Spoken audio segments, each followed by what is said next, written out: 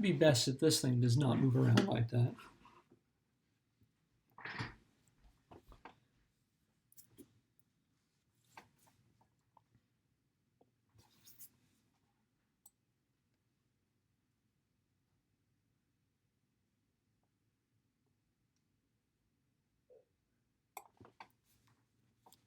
All right, hello everyone.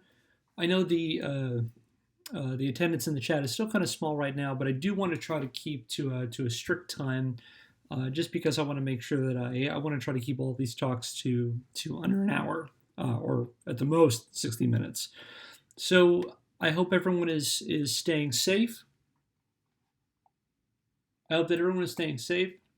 I hope that everyone's staying healthy, and I hope that everyone's doing everything that's required of us, maintaining social distancing and things like that. Um, so, welcome. For those of you who didn't tune in last week, my name is Kevin Impellizzeri. My pronouns are he, him, his. I can also go by doctor.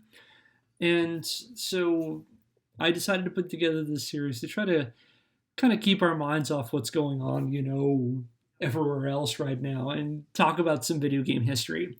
If you want to learn more about this series, I have a link to the full description and the full list of episodes below. I also have a link to the first episode in this series that I'm calling "This Isn't Pac-Man Anymore: The 1993 Moral Panic Over Video Games." So it's an 8-part series where we are going to try to address this question of how did video games get age ratings in the United States.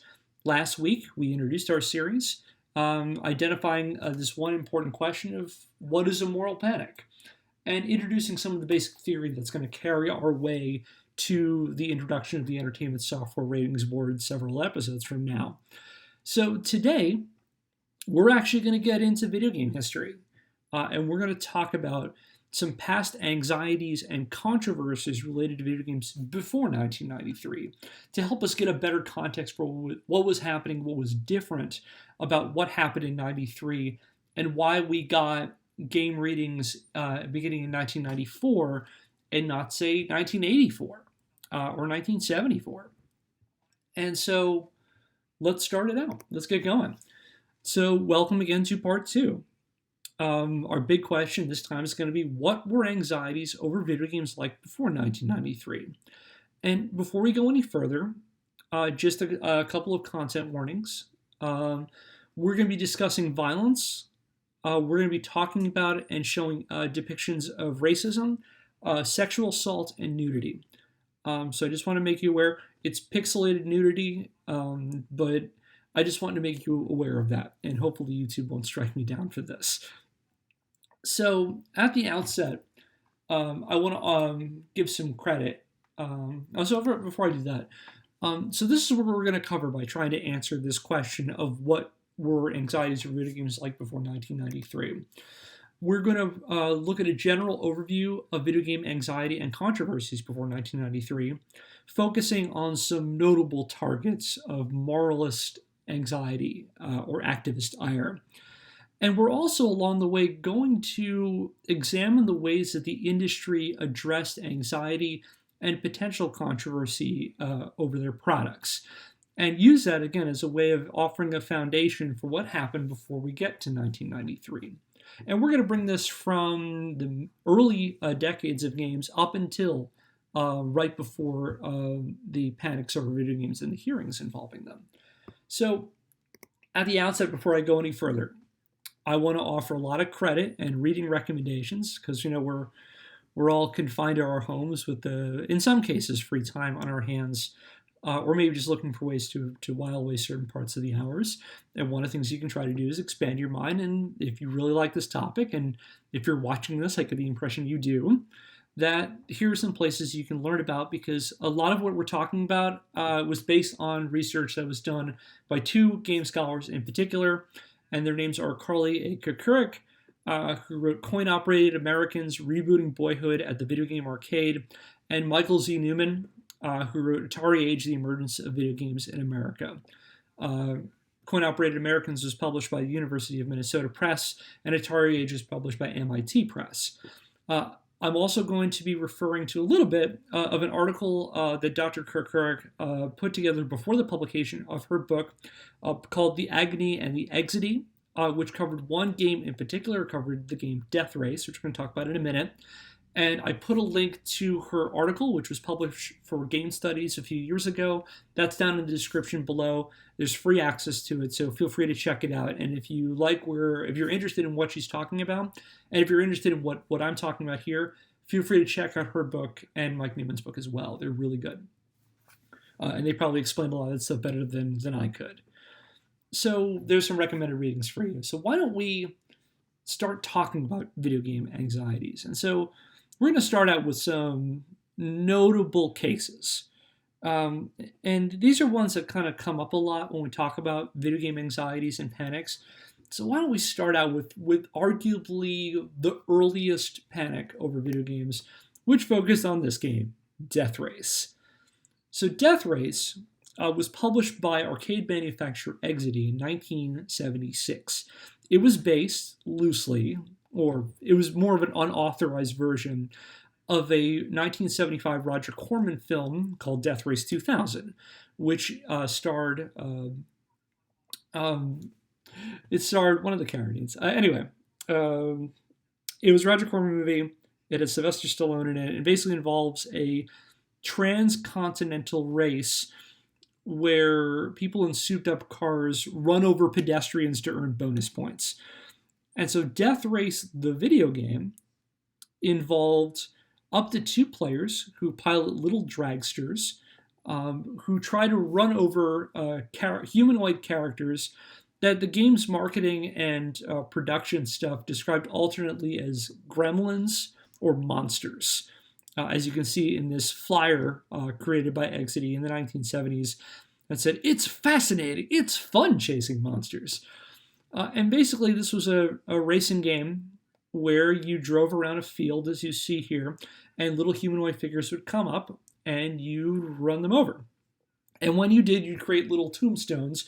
Now, it's hard to tell, but in the bottom left corner of your screen is a representation of one of the vehicles, a white car and a gray car, because, it had all those massive detailed colors and graphics in 1976.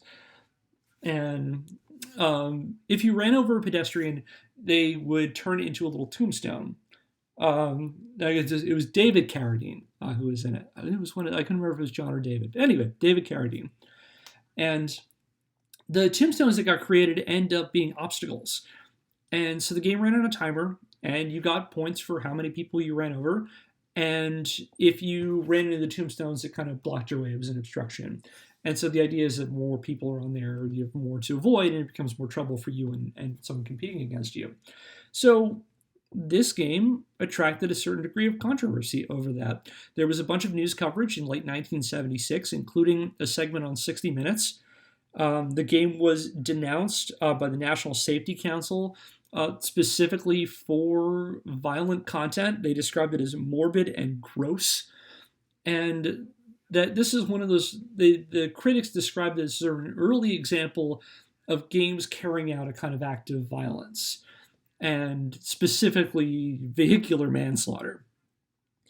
What I find interesting about that, and about the controversy of Death Race, now this is, again, Carly Kirkard talks about this a lot in her book. She does a whole chapter on Death Race, is that what's interesting about Death Race, for a number of reasons. One, it was not well circulated. It was there were about 1,000 machines made by Exidy. Its depictions of violence were, they're very abstract. You have this sort of loose approximation of people. And also, what's interesting about that is that something that Carly Kirkard talks about is that what Death Race kind of showed was an example of a controversy over specific types of violence. That's not necessarily that it was the game that it was violent in and of itself, but that it transgressed beyond acceptable ideas of violence. And I'll give you an example of what I mean by that. Here's a game that came out a year before Death Race. This is called Gunfight. It was created by Midway. It was an arcade cabinet released in 1975.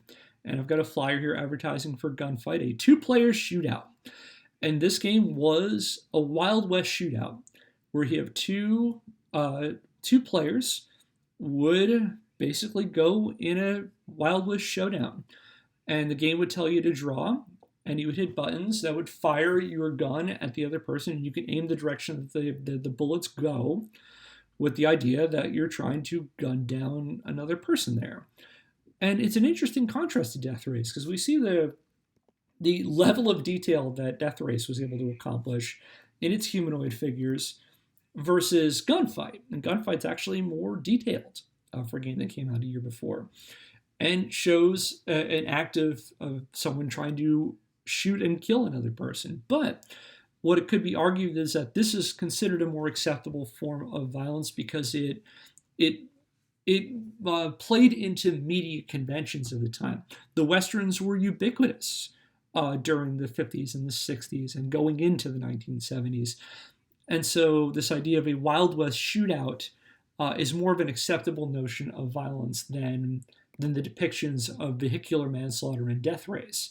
And that became more the target of anxiety than a game like Gunfight, which isn't terribly well remembered now.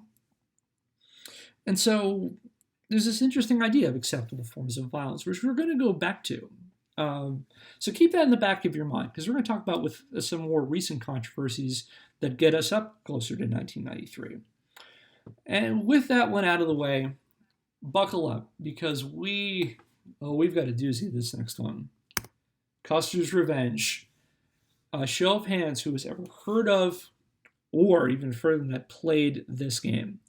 So Custer's Revenge was created by American Multiple Industries, AMI, as part of what they called their Mystique/Swedish erotica line. It was a line of erotic/pornographic games, which included such creatively named titles as Bachelor Party and Beat 'em and Eat 'em. I'm going to get this image off the screen here because...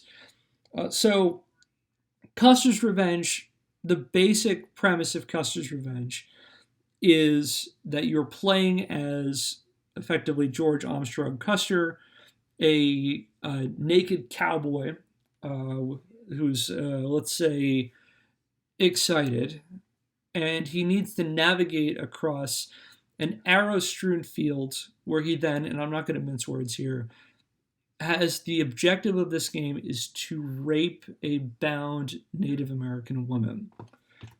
And so this game attracted a very substantial backlash in the press, among activist groups, and even among Atari itself. So the controversies around it started in roughly late 1982. The game's scheduled for a November 1982 release, but early word got out about this game.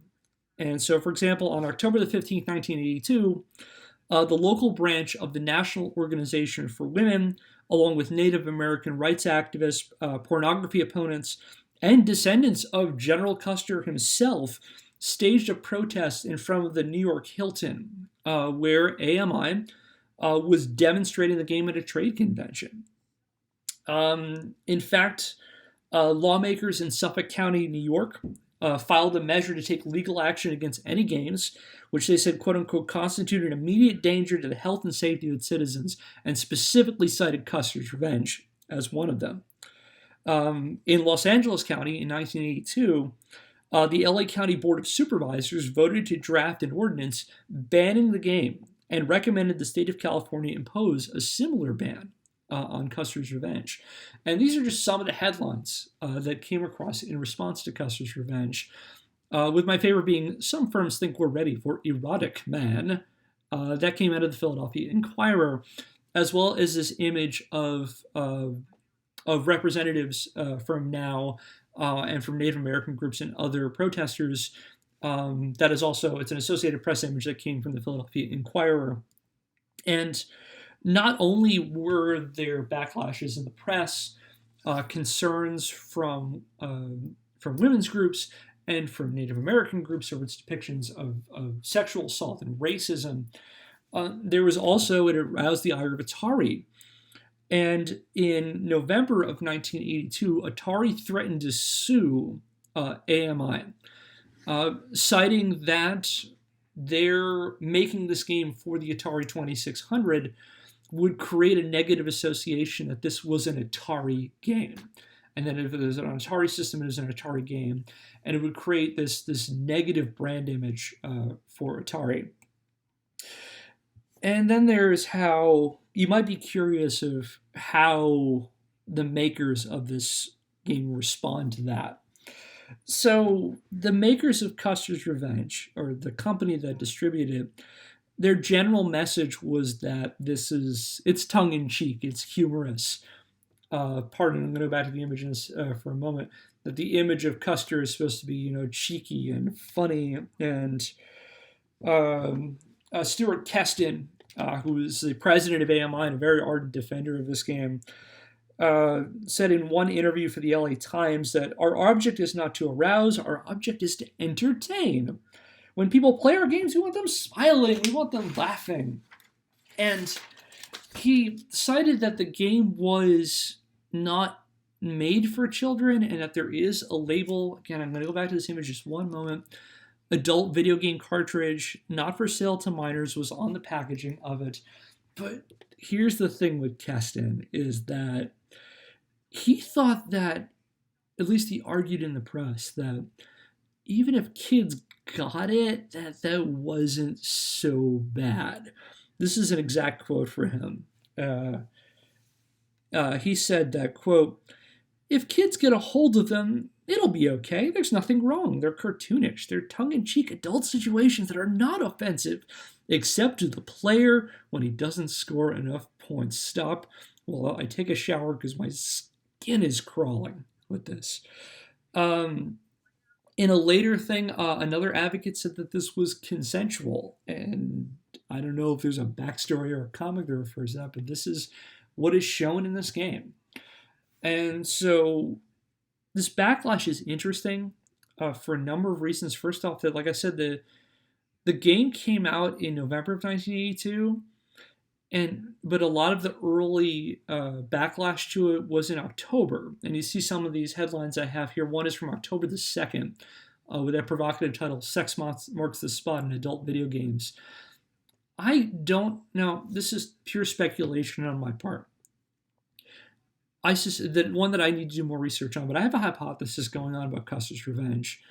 And I suspect that the information about Custer's Revenge and its content was leaked to the press by AMI. And the reason I say that is because I think they did it to help drum up a little bit of free publicity. And this is actually something that comes up with Death Race as well, is that one of the things about Death Race is that the number of people who would get information about this game versus the amount of was disproportionate to the number of actual units that Death Race had out. Like I said, there are only about 1,000 units out. But if you stir up controversy, you get a whole bunch of free press. And people who worked for Exidy at the time cited the controversies as helping boost their sales. And I suspect that something like that was happening with AMI as well. That they leaked some of this. Again, this is pure speculation at this point. I need to do more research. But my hypothesis is that representatives like Keston leaked info to the press and used that to drum up a lot of free advertising for this particular game. It certainly got them a lot of headlines, and it certainly got them a lot of attention. But the flip side of that, if that was true, they also got more than they bargained for, because a lawsuit by Atari is a pretty big deal. And you're going to offset any kind of money you're going to make when having to deal with, legal fees and defenses, especially for a company as big and, I will say, as litigious as Atari was at that time. So it's also interesting because, again, kind of a counterpoint to my hypothesis is not only this lawsuit against Atari, is that AMI got into the suing business too.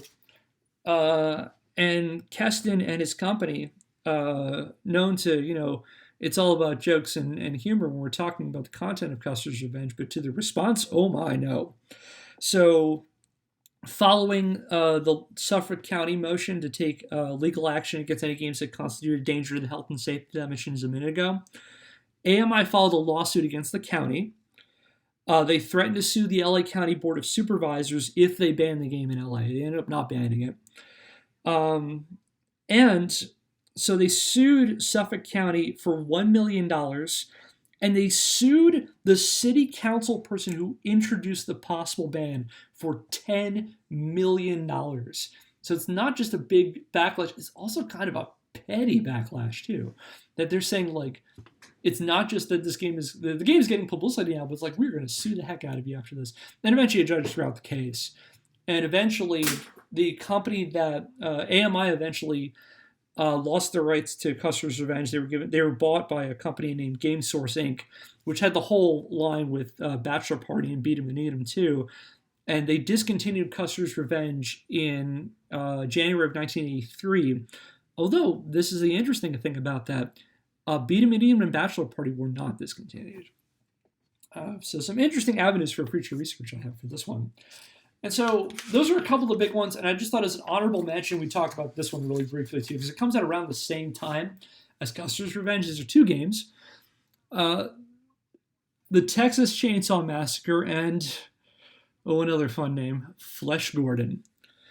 This is an advertisement that appeared in the December 1982 issue of Electronic Games. This was two games that were being produced by Wizard Video Games with the very, very bold advertising statement of the first violent video game and the first adult video games, which are adaptations of the 1970s Tobe Hooper film, The Texas Chainsaw Massacre. And the second one, I had to look this up because I'd never heard of this thing. Flesh Gordon was apparently a 1974 softcore porn parody of Flash Gordon, the classic science fiction character. So here's some descriptions from this game advertisement. Here's the Texas Chainsaw Massacre. We'll start there. Put aside your childish pastimes. Stop eating dots and chasing ghosts. The Texas Chainsaw Massacre is a violent video game that lets you play the part of the vengeful Leatherface, or an innocent victim looking for safety. Know the pleasures of total destruction as you put yourself in the classic horror movie. The first violent video game, The Texas Chainsaw Massacre. The brazenness of this ad is one of the things that sticks out for me the most. It's emphasizing a sort of unabashedly, unashamed glorification of the violence of this game. That in particular was kind of different and provocative, because you have a game like Death Race in 1976 abstracting this through. They're gremlins, they're monsters. And then we've got Flesh Gordon, which I didn't know was a thing until I was researching this. So if it's in my head, then now it's in yours too. Become Flesh Gordon, the immortal doer of good, in the first ever adult participatory game as you travel the underground labyrinths of the planet Porno. It will take power and cunning to survive the perverse traps of this protuberance Wang. Do so and win the favors of the lovely Dale Ardo. Grab your joysticks and play the hottest game on Earth, Flesh Gordon. Wizard Video Games makes some very, very, very bold statements. I will point out, though, that Flesh Gordon ended up never being released. And there is some speculation online. I've found some quotations that aren't really attributed to anybody that suggest that it was that there was a version that was sent by developers to Wizard that ended up just not getting released. And apparently there were a couple of Atari homebrewers who were trying to make a version of this a couple of years ago, and I didn't have the heart or the interest to look into or try to play this game. So all I have is this provocative name. And for this ad in particular, which Electronic Games published in December of 1982, the editor of Electronic Games, Arnie Katz, published an apology for running the ads in the May 1983 issue, affirming a past promise that they would never advertise X-rated or adult games in Electronic Games. And I will point out that another manufacturer, games, or retailer, had an ad in the very same issue for Custer's Revenge.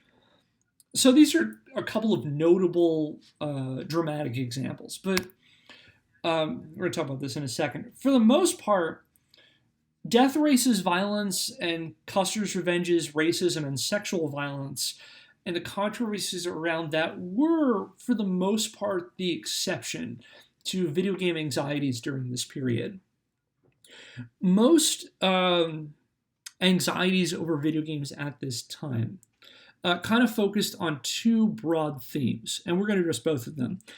The first is the spaces that games occupy, particularly places like arcades, bowling alleys, places where people go to play coin-operated games. And in some ways, the arcade inherited some of the stigmas of past public amusement centers.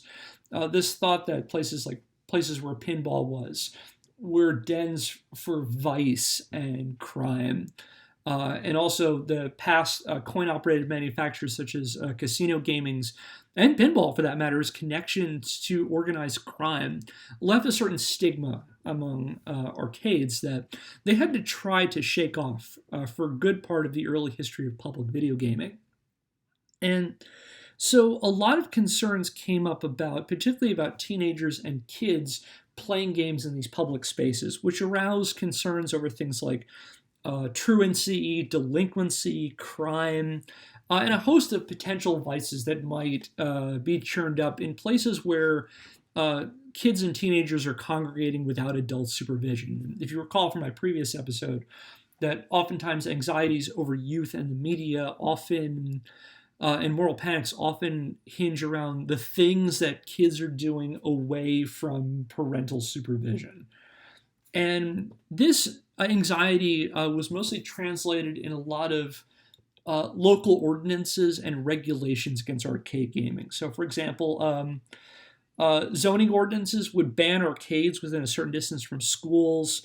Certain laws would limit the number of arcade cabinets that could operate at a given location. And some places would ban minors from arcades during school hours, or impose curfews, or require adult supervision, or actually try to physically limit the number of minors who could occupy a space where video games were at any given time. And these were all primarily done through local ordinances, municipalities, counties, things like that. A little bit like what we saw with the example, the anxiety against Custer's Revenge, with places like Suffolk County in Long Island, New York. And so, for example, I'll give a couple of examples. For example, a Mesquite, Texas licensing ordinance required that all new establishments that house coin-operated games had to be screened by the city's chief of police, who determined whether the proprietor of it harbored any what they quoted as connections with criminal elements. Are there unsavory characters running these arcades? Are arcades being financed by organized crime and these insidious things? And in fact, in 1981, the Mesquite chief of police denied a license to a local branch of Aladdin's Castle, which was a chain of arcades that was owned by Bally, on the grounds that the owner lacked quote-unquote good character. And this was challenged in the courts. In fact, the ensuing legal battle eventually went to the U.S. Supreme Court in the first video game-related Supreme Court case of City of Mesquite v. Aladdin's Castle from 1982. The other anxiety over arcades, again, was this thing about delinquency. Are kids skipping out on school? Are they shirking their homework to go off and play video games? Are they shaking down people? Are they turning to crime to get quarters to fuel their arcade addiction? Are they turning to crime to play video games? And is this a concern? Are we having people who, and there's all these negative associations with, say, drug addiction, and this idea that they're doing these things, they're turning to crime to feed that fix. So, for example, the town of Marshfield, Massachusetts, in fact, banned all coin-operated games, with some limited exceptions, in June of 1982. And one local official told the Boston Globe after this happened that one of the big things were concerns over rowdiness and crime, even associating video game spaces with drug deals. And what's really interesting about this is that this ban in Marshfield remained on the books until 2014.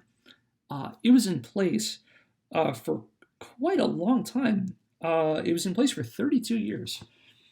So this this led the industry, both manufacturers of video games and the proprietors of arcade spaces and people who were machine operators who rented coin-operated games for their businesses like bowling alleys and laundromats and things like that. They tried to get ahead of this and try to offset controversies and show that video gaming was a respectable practice and that these businesses were respectable.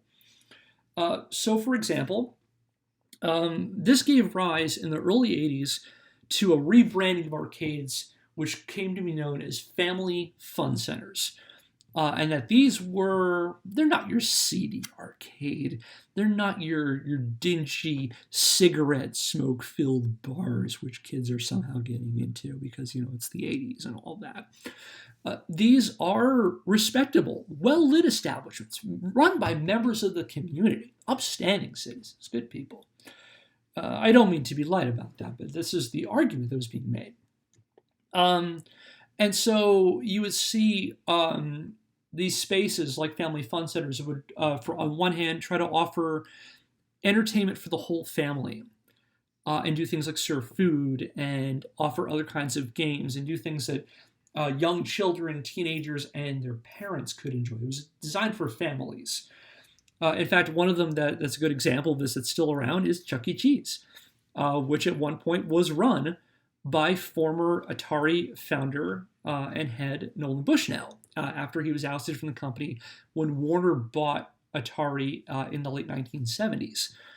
And so, for example, Electronic Games, which I mentioned a little while ago, which was a video game fan magazine at the time, was eventually in 1982 started a series they called Arcade America. And every month they featured a different one of these family fun centers. And all of them always focused at one point on the emphasis on regulating how and when minors could get to these spaces. So, for example, this one, which featured Westworld of Westwood Village, California, the writer of this article said that kids under 16 are banned during school hours, and unaccompanied minors must leave by 9:30 p.m. So this is ban on them during school hours and 9:30 p.m. curfew. They also said no beer, drinks, drugs or food are allowed on the premises, with low-key but uniformed guards visible to enforce Westworld's laws. So you have this internal regulation of it, and this emphasis by arcade owners and operators of the respectability of these places. These are for the whole family. You can bring mom and dad. You can bring grandpa and grandma if they want to go play Pac-Man. And with that, there's also this emphasis again of what like the larger manufacturers are doing. And a great example of that is Atari. Atari controls roughly 80% of the market in 1982.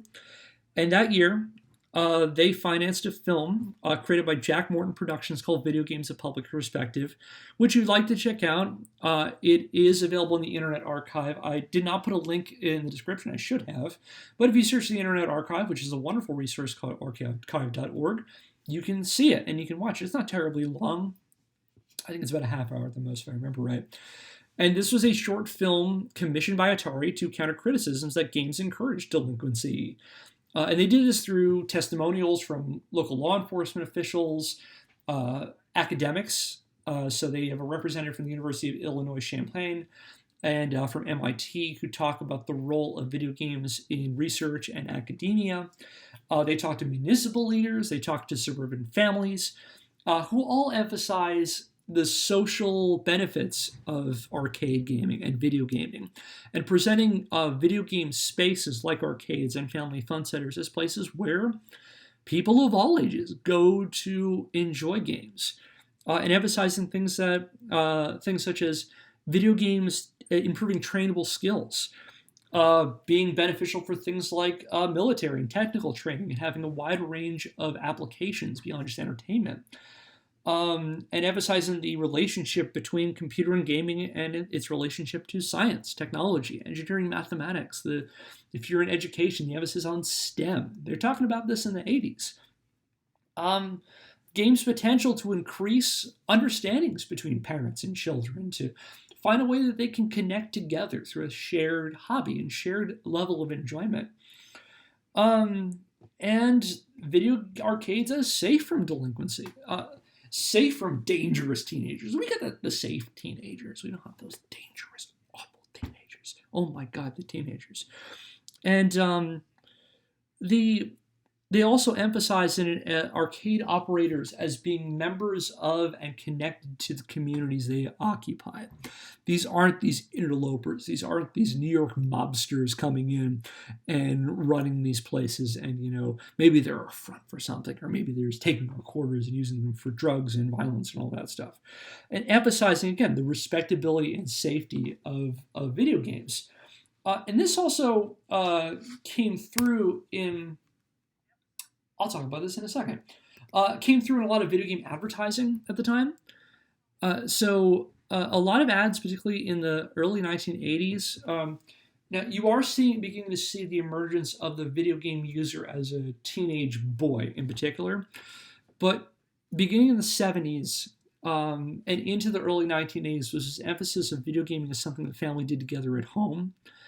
And some ads emphasize home gaming in particular as an alternative to going to these seedy, potentially dangerous arcades, bringing the arcade experience home, and bringing in other members of the family to play. And so I have two examples here. The image on the left is a commercial for the Atari 2600 version of Berserk, in which a young boy plays with his grandma. The beginning of the ad has... he says, "Grandma, you want to play Berserk?" She's like, "Do I?" She's super excited. And she runs out the door and is like, "Grandma, wait. Stop in your tracks. Berserk is in the home now. You can be safe now from all these dangerous arcades and teenagers." And so they play at home. The one on the right is a commercial for the infamous E.T. the Extraterrestrial, which has a young boy playing E.T., somehow enjoying it, and playing it under the guidance and engagement of his mother. There's actually a lot of interesting connections, particularly to mothers as a sort of gateway and gatekeepers to the suburban household. And there actually are advertisements that are appealing specifically to suburban moms to say that video gaming is good, it's fun, you might even enjoy it too. And that's for everybody. So again, to emphasize video games as a beneficial thing. And one other thing I'll add from Atari is they actually hosted a symposium in 1983, between May 22nd through 24th, 1983, at Harvard University, particularly at the Harvard Graduate School of Education, which they called, Harvard hosted it, but it was made possible through a $40,000 grant from Atari, called Video Games in Human Development, a Research Agenda for the 80s, and emphasizing the benefits of games. Because that actually ties in to the other anxiety that was going on. So on the first part, we had this concern over the spaces which games occupy, particularly the public physical spaces of coin-operated games. And the other is this: the physiological effects of gameplay. This is the other big anxiety, tying in with this idea that video games are leading to people, children shirking their responsibilities, not doing their homework, not going to school, wasting their allowance money, things like that. Is this concern that video games have some kind of adverse physical effect? And there were a number of different maladies that were connected to games. Things like reduced attention spans, eye strain, increased stress and anxiety due to having to try to get that next high score and get on that high score list and put your 3 initials on there. And all of these kinds of physical things that games were doing. However, my favorite, I have 2 favorites actually. One of those on the screen, which I'll talk about in a second. But one of my favorites was an article that was published in the May 28th, 1981 edition of the New England Journal of Medicine, a fairly prestigious American medical journal, which an article produced by a medical, he's a physician in residence at, I believe, the University of Arkansas, a guy named Timothy McCowan.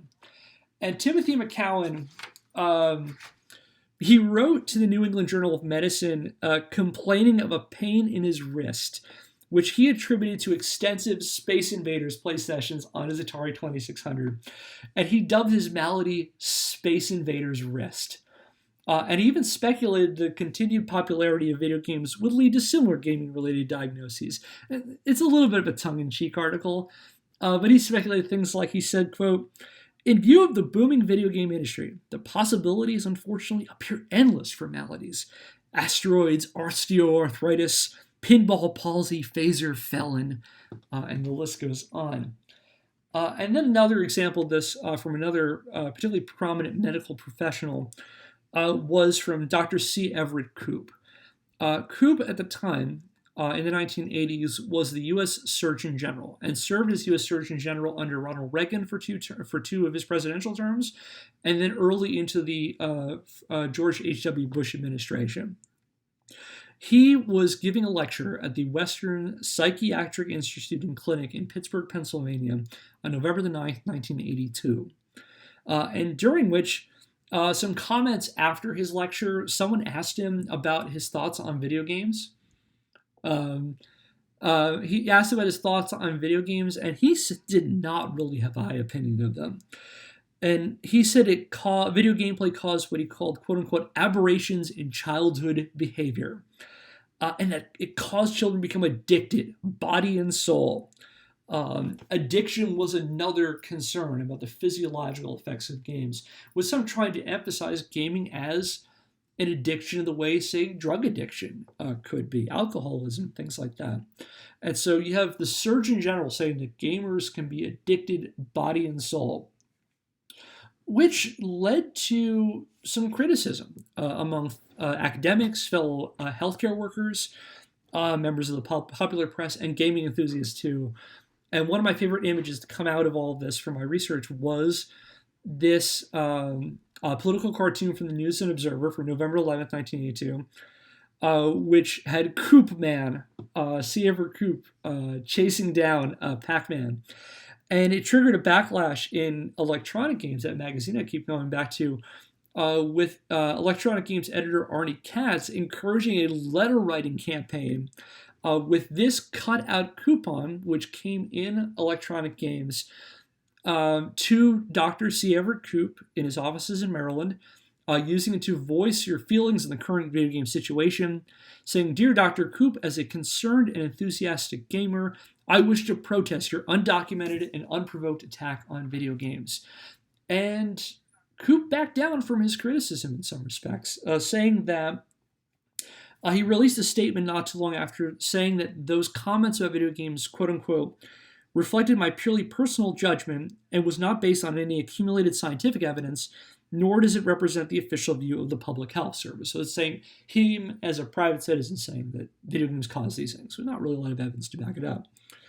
And in fact, another video game editor commenting on criticisms of video game spaces and these physiological effects, Steve Bloom, who was the editor of another video game magazine very creatively called Video Games. Yes, an early example of gaming enthusiast press getting involved in politics. Yes, that's true. I love your comment, the original Koopa King. I love that. Steve Bloom said in a March 1983 editorial in response to all this, said, "Video games are under attack. Either it's angry community groups attempting to banish arcades, doctors with questionable resumes, ouch for Dr. Koop, speculating on the game's ill effects, or Wall Street analysts predicting their usual Easter basket of gloom and doom. Let's face it, we're getting it from all sides." I know that Dr. C. Everett Koop was not a specialist in burns, but he might want to see one after that. So this is what we're talking about mostly when it comes to video game anxieties in the 1980s. Again, going back to this idea of the spaces which games occupy and concerns about what kids are doing when parents are not watching them, and these concerns of what potential impact are games having on their bodies. And these become the prevailing things in the 1980s. So this is kind of where the early industry is. So for the rest of the talk, we're going to talk about where things go, after the crash, and with the introduction of some of our key players who will be for the remainder of our Moral Panic talk, which are Nintendo and Sega, and a couple of other game companies, and how how they're responding to game anxieties. And so, I forgot I was going to mention again with the physiological thing that Harvard symposium talked a lot about the therapeutic, educational, and developmental benefits of video games, and talked about games having a wide array of educational and scientific applications, and emphasizing them as important learning and educational tools. So again, there's this kind of response against this kind of criticism, and that's actually going to be really important to keep in mind later on when we talk about the panic in 1993. So think about that a little bit, not just the criticism against video games, but the response to that criticism and people emphasizing in favor of video games, because that is going to be really important. So why don't we fast forward a little bit? So what's going on with Nintendo and what's going on with Sega and some of the other game developers that are going on in the late 80s and early 1990s? Let's start with Nintendo. So Nintendo had in place a lot of very, very specific, strict restrictions on their third-party licensees and what kinds of things could come out in games. With it, a list of specific content guidelines of things that could or could not appear in a Nintendo system. We're going to go to these two images in a second. There were 10 specific prohibitions that Nintendo had, and they actually devote several of them to violence. In fact, 4 of them specifically addressing violence. They had things, for example, bans against what they called, quote, random, gratuitous, and or excessive violence, graphic illustrations of death, domestic violence and or abuse, and excessive force in a sports game beyond what is inherent in actual contact sports. They also had bans on things like overt religious imagery, political messages in games, and things like that. The reason I bring that up, though, is that the reason I bring up these two images is that in some ways, some of those were not necessarily hard and fast rules. With, for example, the image on the left from the classic Konami game Castlevania, where among Simon Belmont's weapons against the armies of Dracula are holy water, which has a cross on it, and actual crosses he throws. And the one on the right is the opening scene of Double Dragon, with Billy's girlfriend, Marion, there's some fun random video game trivia for you, getting punched in the stomach and hauled away, which you would think would violate Nintendo's restrictions on domestic violence in a game. And for Castlevania, the depictions of religious imagery in games. So there were some exceptions that come out of that. And then we go back to the thing of violence. So for example, Mortal Kombat, which we'll talk in more detail a little later on. Mortal Kombat, of course, they when the versions of Mortal Kombat come out for the Super Nintendo and the Game Boy, there are prohibitions against depictions of blood. So you see in this thing here, blood is all replaced with sweat, and many of the fatality moves are toned down in some way, shape, or form.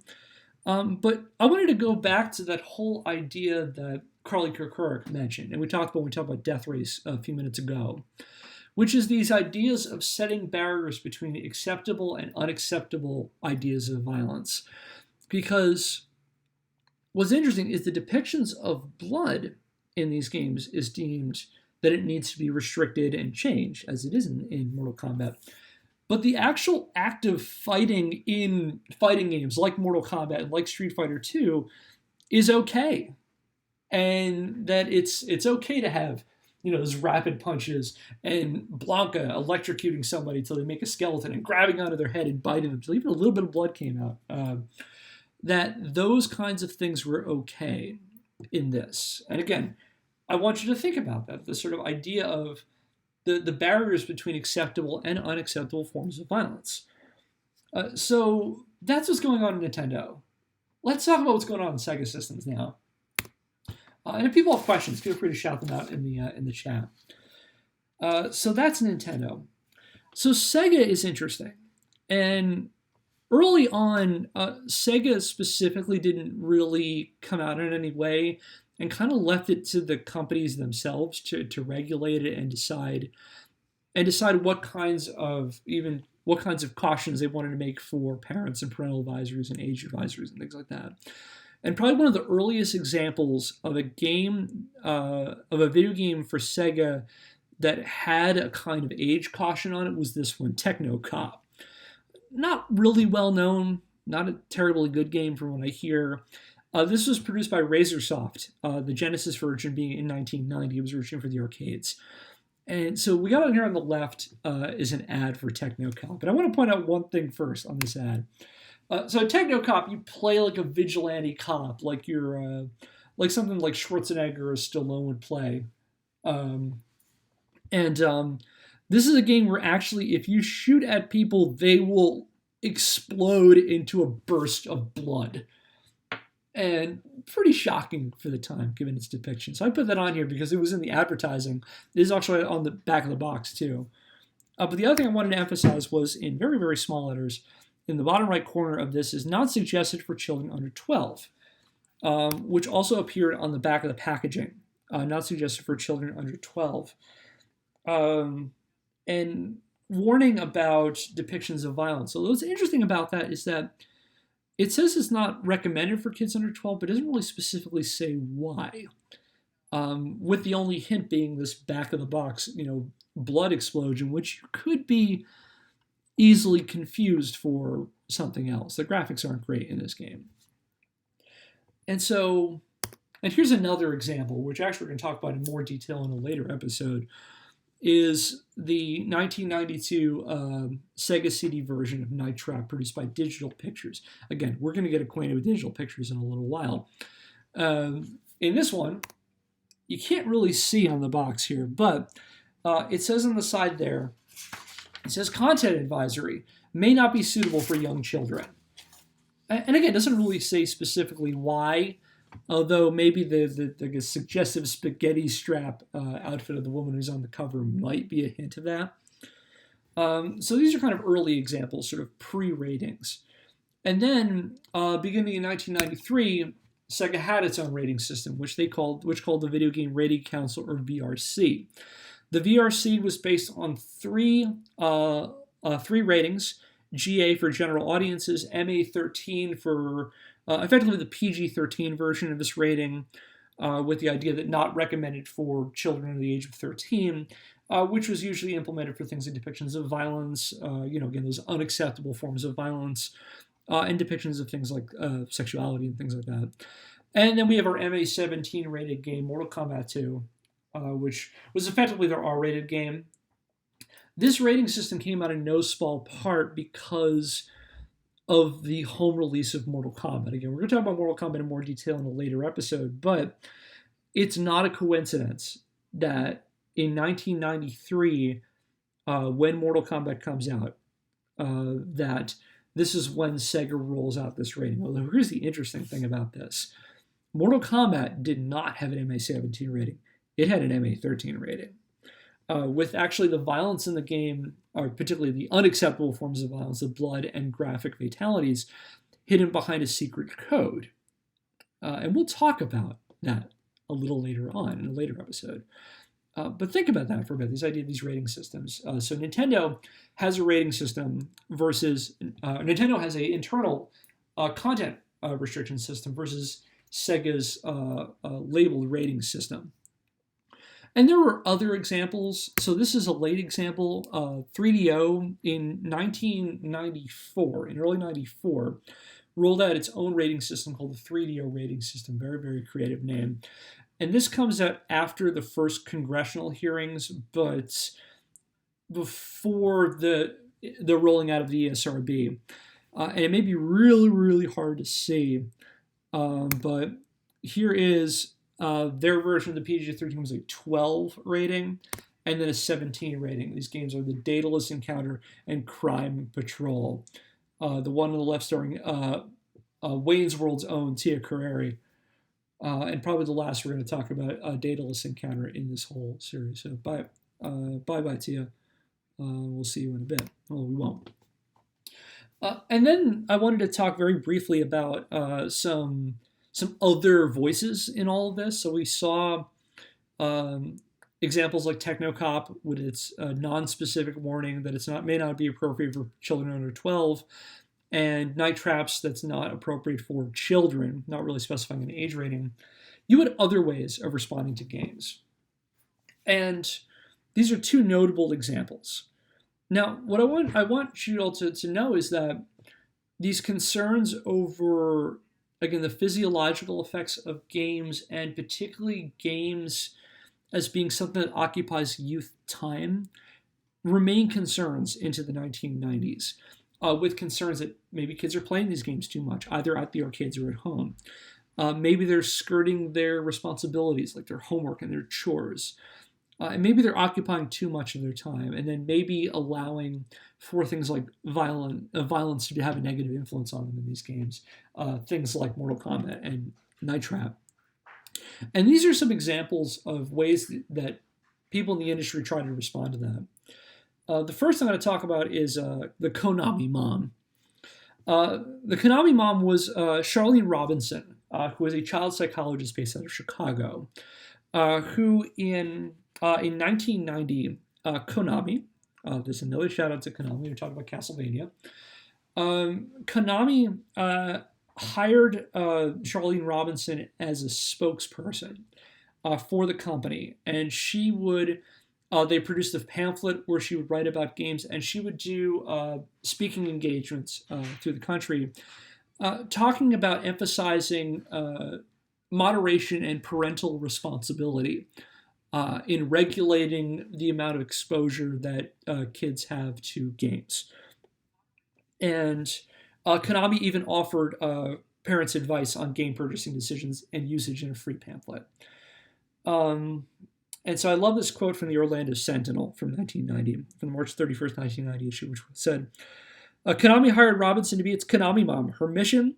To tell parents that video games aren't Pied Pipers, luring their children away to Super Mario Land and other parts unknown to a generation that largely grew up on pinball and burned itself out on Pong. Neither of the games intended to create tantrums. And so emphasizing responsible play, and also that games should not be places where they're acting out. And then the other one that's similar to that was one that Hudson Soft produced, called 10 Tips for Responsible Play. And it was a brochure campaign at the end in the manuals of certain of Hudson Soft games at the time, beginning in about 1990. They offered that any parent could mail in a request for 10 Tips to Responsible Play, which had Master Higgins, who was the mascot of Hudson Soft, who started the Adventure Island games, talking about responsible game usage and parental supervision.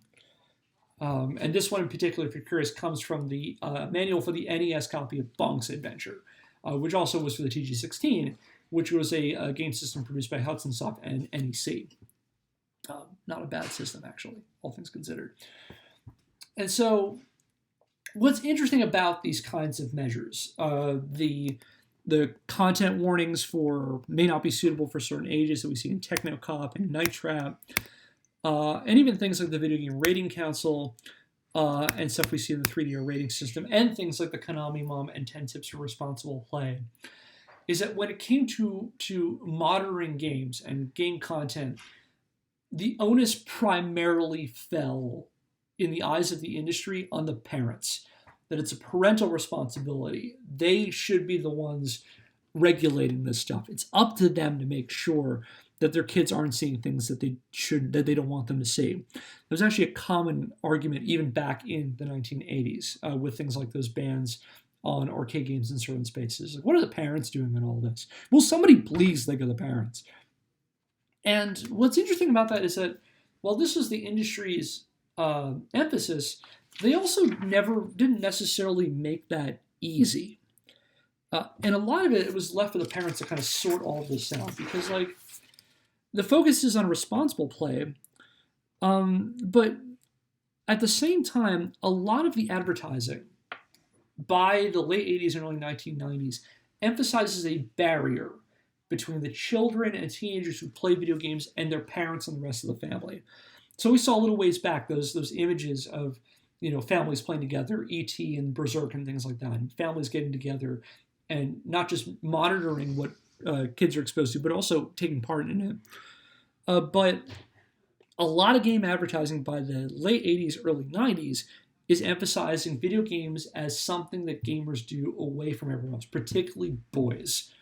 that video games offer an escape from younger siblings, particularly sisters and their parents and their mothers, and that there's stuff that they can do as like an escapism. Um, one great example. One great example of that is Nintendo's advertising in stores emphasized this thing called the World of Nintendo. There were these specialized kiosks that appeared in toy stores and department stores and things. There were wall-to-wall Nintendo products as a kind of arcade within these spaces, a dedicated childhood space, in fact. And a lot of advertising emphasized this separateness. Look up, if you have time at some point, the NES advertisement for Star Wars. And it has the whole rest of the family is down in the living room watching TV, and Darth Vader and stormtroopers are storming in and terrorizing this family and making their way upstairs to where two boys are playing in a room together by themselves. And one of my favorites of these is, in fact, there's an ad for, it's a little later in the hearings, in 1994, for the Genesis and Game Gear versions of The Lion King by Virgin. Which had a dad who his two kids are sitting in the car and says, "Don't blow it, Dad. We want Lion King for Sega Genesis or Game Gear." And he goes into the store and he's saying it back to himself, "Sega Genesis or Game Gear, Sega Genesis or Game Gear." And it begins to get garbled as he walks by other products. And by the end of it, he goes by a horse, think of like My Little Pony style horses. And he's like, "Mega Pegasus for reindeer." And he asked that to the store clerk. And like, this idea is this clueless parent who doesn't know. In fact, at the end, Sega had there's something, Sega. He says, "Segi?"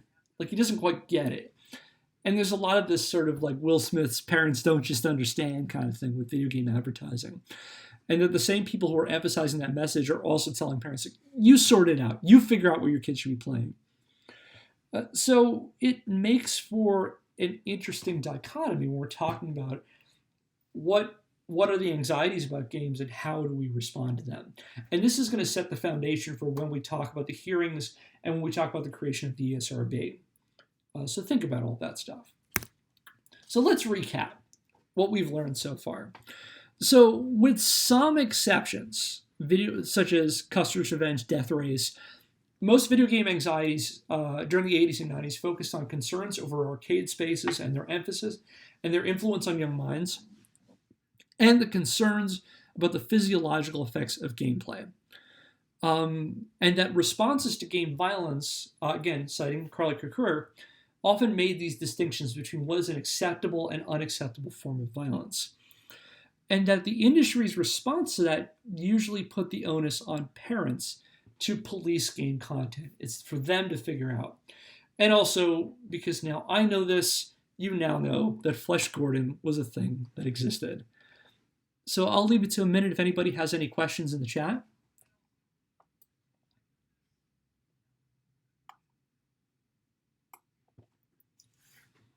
I hope I wasn't going too fast.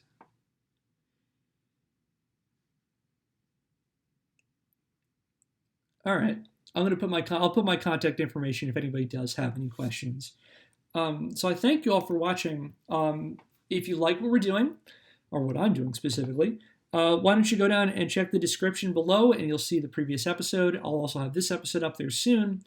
Again, a shout out to Lane Nooney, whose series, which I mentioned, which is called Lane Nooney's Computer History in the Age of Social Distancing, a lecture series, was a good part of the inspiration for this series. I put a link to their series below in the description. You can follow me on Twitter at KDIMPELLIZERI. You can subscribe to the channel so you'll be notified when there's other live streams. And I hope that you'll tune in next week, same time, on Friday, April the 24th at 4 p.m. Eastern. We'll be doing part 3, the first of the 3 parts of the actual panic over games, where we're going to start by talking about VR.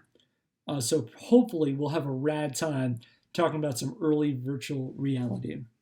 So again, I hope you learned a lot. I hope this gave you an hour and 5 minutes or so where you weren't thinking about, all of this out here. And I hope you'll tune in next time.